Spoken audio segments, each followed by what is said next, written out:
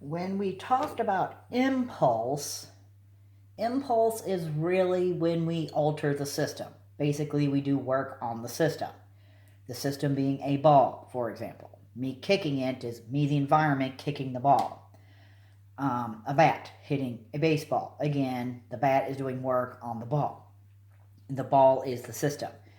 Now, these are types of collisions, but it's an interpretation. We're worried about how one object, which is the system, is being affected by everything else, which would be the environment. Now, what if we want to deal with two cars in a collision? Well, when we do collisions in this type, the system would be made of everything in the collision this time. We would not use impulse because the system will be made of two vehicles. When we do this, we are going to use the idea of conservation of momentum. So momentum initial equals momentum final. This is used for any collision at all, any of them. It doesn't matter what type, doesn't matter what's hitting what, we can always go to this. Now the rules are, since momentum is a vector, the direction does matter.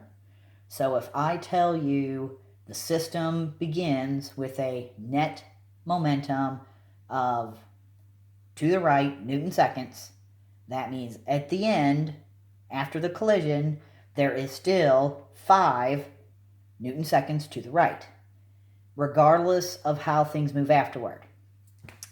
So we typically will have two objects, so we have to worry about both objects at the same time. Momentum of 1, initial momentum of 2 plus equals momentum final of 1 plus momentum final of 2. And I'm writing it in vector form because we'll worry about the sign conventions when you actually have the problem.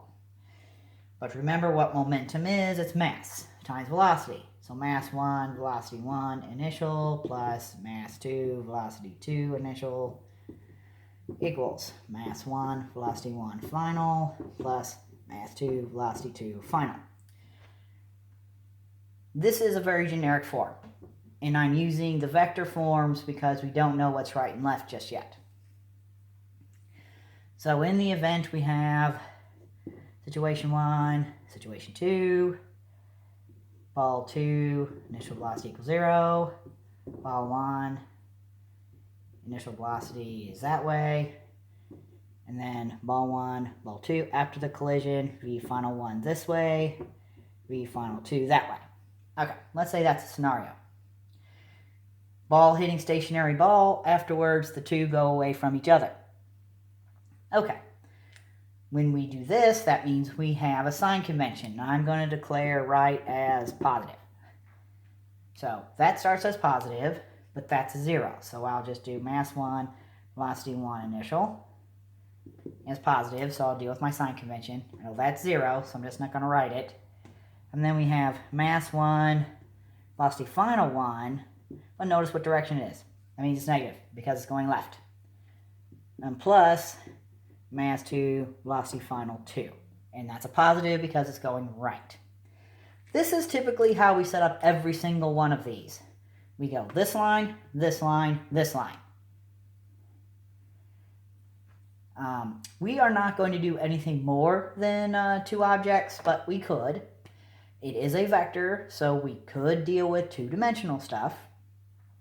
But I want you to start practicing with the one-dimensional interactions first.